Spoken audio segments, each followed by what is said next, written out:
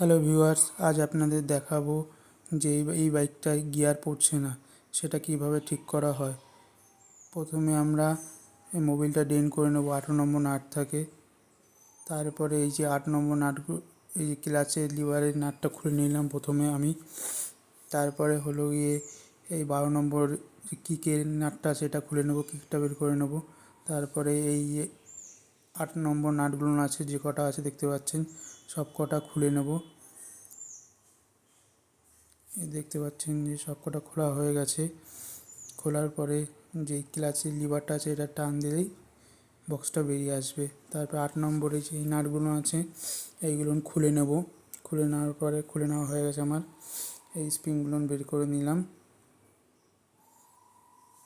তারপর একটা ক্লাচ পুলার থাকে আর একটা নাট থাকে, এটা আপনার বাজার থেকে পেয়ে যাবেন, কিনে নেবেন। আর এই নাটটা খোলার পর দুটো ওয়াশার থাকে, একটা উপরের দিকে ওঠানো আর একটা ফ্ল্যাট ওয়াশার থাকে, এটা বের করে নিলাম। এই দেখতে পাচ্ছেন। আর দেখুন, এই যে এই স্প্রিংটা ভাঙার জন্য গিয়ার পড়ছিল না।